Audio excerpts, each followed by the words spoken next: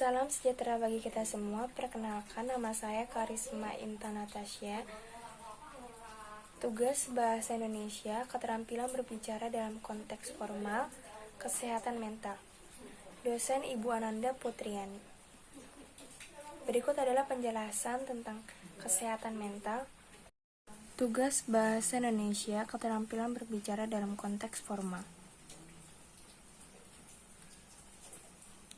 Kesehatan mental. Kesehatan mental yang baik adalah kondisi ketika batin kita berada dalam keadaan tentram dan tenang sehingga memungkinkan kita untuk menikmati kehidupan sehari-hari dan menghargai orang lain di sekitar. Seseorang yang bermental sehat dapat menggunakan kemampuan serta menjalani hubungan positif dengan orang lain. Sebaliknya, orang yang kesehatan mentalnya terganggu akan mengalami gangguan suasana hati, kemampuan berpikir serta kendali emosi yang pada akhirnya bisa mengarah pada perilaku buruk. Terdapat beberapa jenis masalah kesehatan mental dan berikut ini adalah 3 jenis kondisi yang paling umum terjadi. Yang pertama, stres. Stres adalah keadaan ketika seseorang mengalami tekanan yang sangat berat, baik secara emosi maupun mental. Seseorang yang stres biasanya akan tampak gelisah, cemas, dan mudah tersinggung. Stres juga dapat mengganggu konsentrasi, mengurangi motivasi, dan pada kasus tertentu memicu depresi stres. Bukan saja dapat mempengaruhi psikologi penderitaannya, tetapi juga dapat berdampak kepada cara bersikap dan kesehatan fisik mereka. Berikut ini adalah contoh dampak stres terhadap perilaku seseorang. Yang pertama, menjadi menyendiri dan enggan berinteraksi dengan orang lain. Kedua, enggan makan atau makan secara berlebihan. Ketiga, marah-marah dan terkadang kemarahan itu sulit dikendalikan. Keempat, menjadi perokok atau merokok secara berlebihan. Kelima, mengonsumsi minuman beralkohol secara berlebihan. Keenam, penyalahgunaan obat-obatan narkotika. Berikut ini adalah masalah kesehatan yang dapat timbul akibat stres: gangguan tidur, lelah, sakit kepala, sakit perut, nyeri dada, nyeri atau tegang pada otot, penurunan gairah seksual, obesitas, hipertensi, diabetes, dan gangguan jantung. Belajar menerima semua. Anjay, ini kenapa dah? Tugas Bahasa Indonesia, keterampilan berbicara dalam konteks formal. Kesehatan mental. Kesehatan mental yang baik adalah kondisi ketika batin kita berada dalam keadaan tentram dan tenang sehingga memungkinkan kita untuk menikmati kehidupan sehari-hari dan menghargai orang lain di sekitar. Seseorang yang bermental sehat dapat menggunakan kemampuan atau potensi dirinya secara maksimal dalam menghadapi tantangan hidup serta menjalani hubungan positif dengan orang lain. Sebaliknya, orang yang kesehatan mentalnya terganggu akan mengalami gangguan suasana hati, kemampuan berpikir, serta kendali emosi yang pada akhirnya bisa mengarah pada perilaku buruk. Terdapat beberapa jenis masalah kesehatan mental dan berikut ini adalah 3 jenis kondisi yang paling umum terjadi. Yang pertama, stres. Stres adalah keadaan ketika seseorang mengalami tekanan yang sangat berat, baik secara emosi maupun mental. Seseorang yang stres biasanya akan tampak gelisah, cemas, dan mudah tersinggung. Stres juga dapat mengganggu konsentrasi, mengurangi motivasi, dan pada kasus tertentu memicu depresi. Stres bukan saja dapat mempengaruhi psikologi penderitaannya, tetapi juga berdampak kepada cara bersikap dan kesehatan fisik mereka. Berikut ini adalah contoh dampak stres terhadap perilaku seseorang. Banyak faktor yang menyebabkan seseorang mengalami stres. Bagian diantaranya adalah masalah keuangan, hubungan sosial, atau tuntutan di dalam pekerjaan. Untuk mengatasi stres, kunci utamanya adalah mengidentifikasikan akar permasalahan dan mencari solusinya. Penanggulangan stres juga bisa dilakukan dengan mengaplikasikan nasihat-nasihat yang disarankan dalam manajemen stres yang baik, seperti belajar menerima sesuatu masalah yang sulit diatasi atau hal-hal yang tidak dapat diubah, selalu berpikir positif dan memandang bahwa segala sesuatu yang terjadi dalam hidup ada hikmahnya, meminta saran dari orang terpercaya untuk mengatasi masalah yang sedang dialami, belajar mengendalikan diri dan selalu aktif dalam mencari solusi, melakukan aktivitas fisik, meditasi atau teknik relaksasi guna meredakan ketegangan emosi dan menjernihkan pikiran.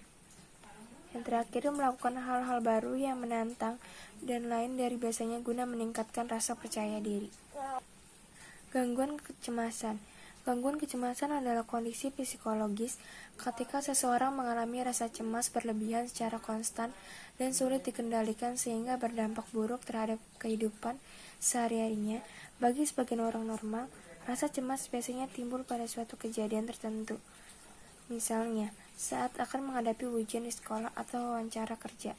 Namun pada penderita gangguan kecemasan, rasa cemas ini kerap timbul pada setiap situasi. Itu sebabnya orang yang mengalami kondisi ini akan sulit merasa rileks dari waktu ke waktu selain gelisah atau rasa takut yang berlebihan. Gejala psikologis lainnya yang bisa muncul pada penderita gangguan kecemasan adalah berkurangnya rasa percaya diri, menjadi mudah marah, stres, sulit berkonsentrasi, dan menjadi penyendiri.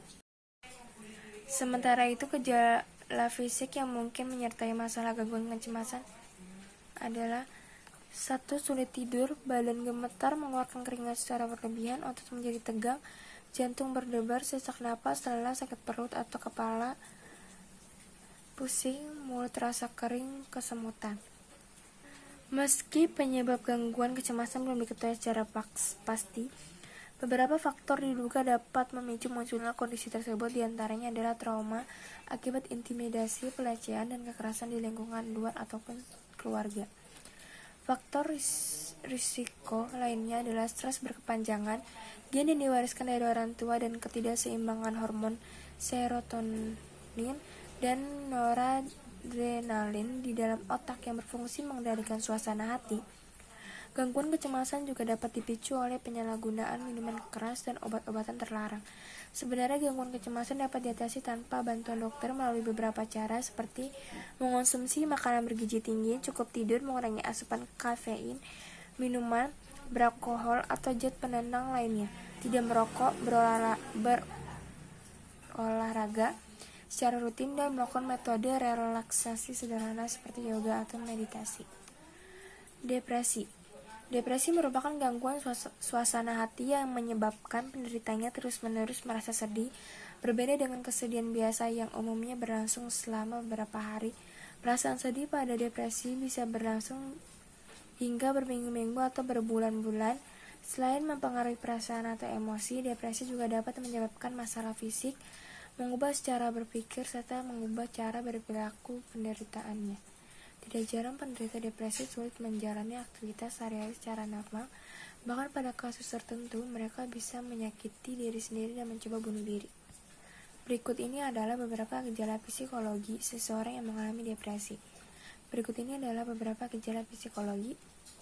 Kehilangan ketertarikan atau motivasi untuk melakukan sesuatu, terus-menerus merasa sedih, bahkan terus-menerus menangis, merasa sangat bersalah dan khawatir berlebihan, tidak dapat menikmati hidup karena kehilangan rasa percaya diri, sulit membuat keputusan dan mudah tersinggung, tidak acuh terhadap orang lain, memikirkan pikiran untuk menyakiti diri sendiri atau bunuh diri. Berikut ini adalah dampak depresi terhadap kesehatan fisik yang mungkin dapat terjadi: gangguan tidur dan badan terasa lemah, berbicara atau bergerak menjadi lebih lambat, berubah siklus menstruasi pada wanita, libido turun dan muncul sembelit, nafsu makan turun dan meningkat secara drastis, merasakan sakit atau nyeri tanpa sebab. Ada beragam hal yang dapat memicu terjadinya depresi, mulai dari peristiwa dalam hidup yang menimbulkan stres, kehilangan orang yang dicintai, merasa kesepian, hingga memiliki kepribadian yang rapuh terhadap depresi. Selain itu, depresi yang dialami seseorang juga bisa menyebabkan oleh penderitaan akibat penyakit parah dan berkepanjangan, seperti kanker dan gangguan jantung, cedera parah di kepala, efek dari konsumsi minuman beralkohol